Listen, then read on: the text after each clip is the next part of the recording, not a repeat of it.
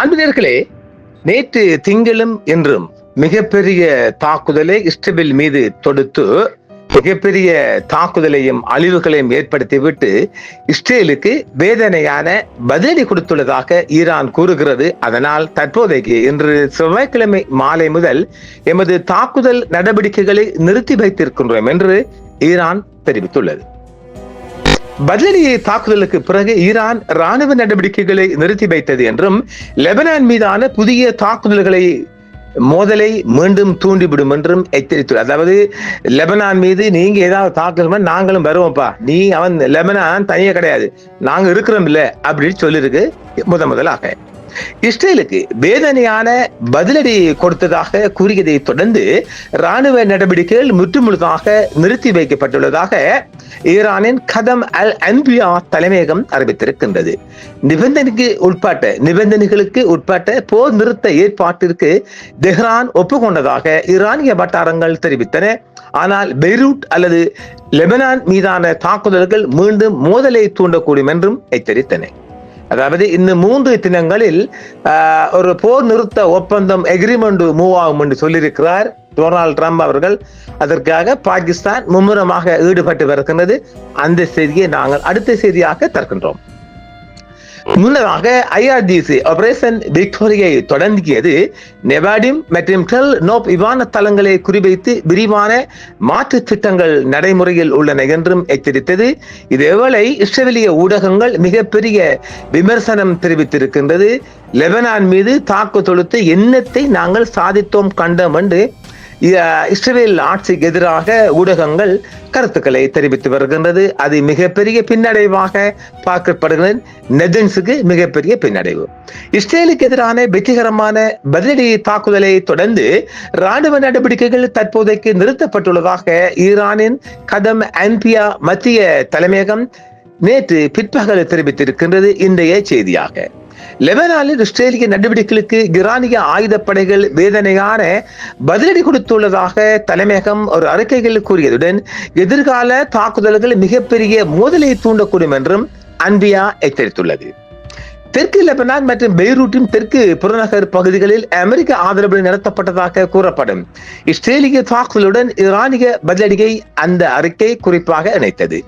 மோதலில் யெமன் இணையும் நிலையில் ஈரான் ஆபரேஷன் விக்டோரியை தொடங்குகிறது. நாள் 100 என்று குறித்து குற்றவியல் அமெரிக்காவின் ஆதரவுடன் தெற்கு லெபனான் மற்றும் தாகியோ பகுதியில் நடந்த காட்டுமிராண்டித்தனமான சியோனிச ஆட்சியின் ஆக்கிரமிப்புகளுக்கும் தீய செயல்களுக்கும் பதிலடியாக ஈரான் இஸ்லாமிய குடியரசின் சக்தி வாய்ந்த ஆயுதப்படைகள் லெபனானின் ஒடுக்கப்பட்ட மக்களுக்கு ஆதரவாக இந்த ஆட்சிக்கு வேதனையான பதிலடியை கொடுத்தன என்றும் அந்த அறிக்கை கூறியிருக்கின்றது.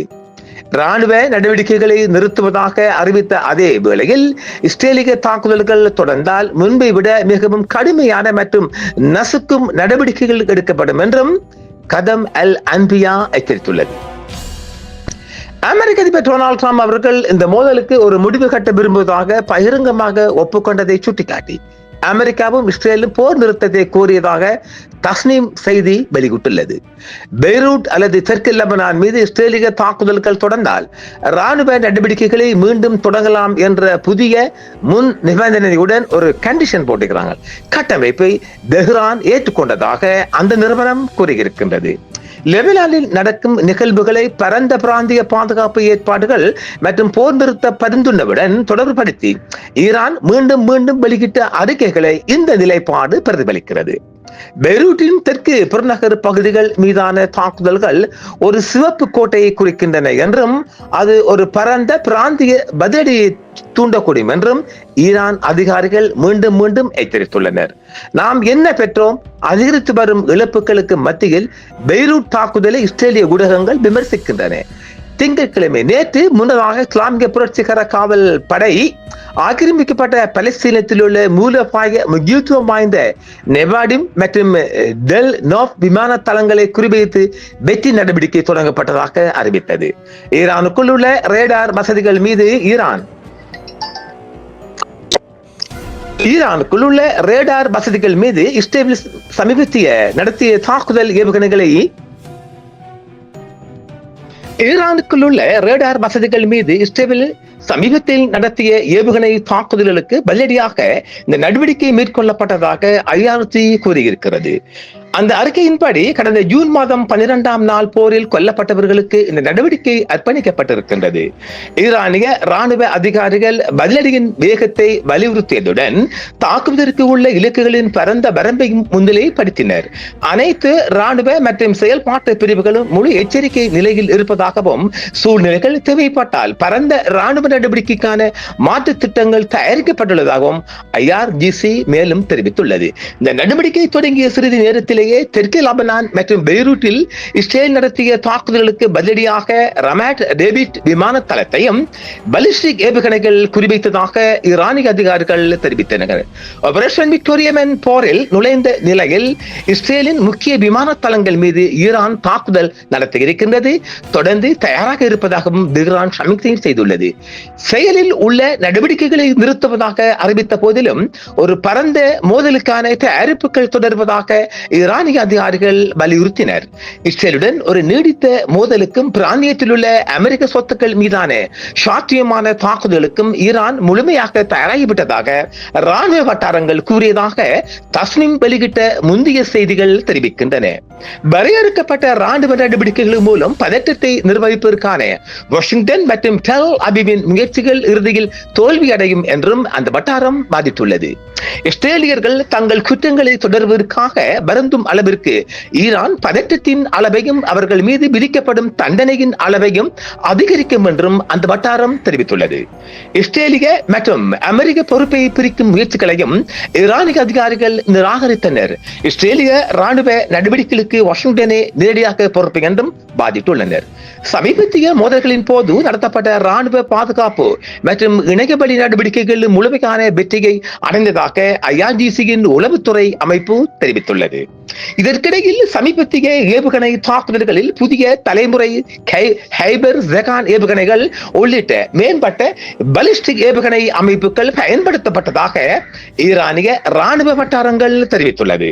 ஈரானிய ராணுவ அதிகாரிகளின் கூற்றுப்படி இந்த ஏவுகணைகள் இமாத் மற்றும் கதர் F அமைப்புகளுடன் சேர்த்து ஏவப்பட்டன என்றும் மேலும் அவை மேம்பட்ட ஏவுகணை பாதுகாப்பு வலையமைப்புகளை ஊடுருவும் வகையில் வடிவமைக்கப்பட்டுள்ளன. இதற்கிடையில் ஈரானிய நாடாளுமன்றத்தின் தேசிய பாதுகாப்பு மற்றும் வெளியுறவு கொள்கை குழுவின் செய்தி தொடர்பாளர் இப்ராஹிம் ரஸாய் அலட்சியத்துக்கு எதிராக எச்சரித்துள்ளார். எதிரிக்கு ஒரு தீர்க்கமான பதிலடி கொடுக்க நீங்கள் உங்களை தயார்படுத்திக் கொள்ளவில்லை என்றால் போர் உங்கள் கதவை தட்டும் என்றும் அவர் கூறினார். சமீபத்திய சண்டை இடைநிறுத்தத்தை ஈரானிய ஆயுதப்படைகள் தங்கள் ராணுவ திறன்களை வலுப்படுத்தவும் முந்தைய மோதல்களின் போது மேற்கொள்ளப்பட்ட பதிலடிகளை விட அதிகமான பதிலடி தாக்குதல்களை தாங்கள் தயார்படுத்திக் கொள்ள வேண்டும் என்றும் அவைகளை பயன்படுத்த வேண்டும் என்றும் ரஸாய் மேலும் கூறியிருக்கின்றார். தற்போதைக்கு தெஹ்ரான் ராணுவ நடவடிக்கைகளை நிறுத்தியிருந்தாலும் ஈரானிய அதிகாரிகள் தற்போதைய போர் நிறுத்தத்தை ஒரு நிபந்தனைக்குட்பட்டதாக கருதுகின்றனர் என்றும் லெபனான் மீதான தாக்குதல்கள் தொடர்ந்தால் விரைவாக மீண்டும் மோதலுக்கு திரும்ப தயாராக உள்ளனர் என்றும் இந்த அறிக்கைகள் தெரிவித்துள்ளது. ஆக லெபனான் மீது ஒரு காட்டு தர்பார் ஒன்று அல்லது ஒரு தாக்குதல் நடைபெறுமானால் ஈரான் எந்த நிலையிலும் தாக்குதலை முறியடிக்க தயாராக உள்ளதாகவே அந்த செய்திகள் தெரிவிக்கின்றன. ஆக ஒரு தற்பொழுது இன்று முதல் ஒரு செவ்வாய்க்கிழமை மாலை முதல் ஒரு தொடர்ச்சியான அமைதி நிலை நிலவுகின்றது.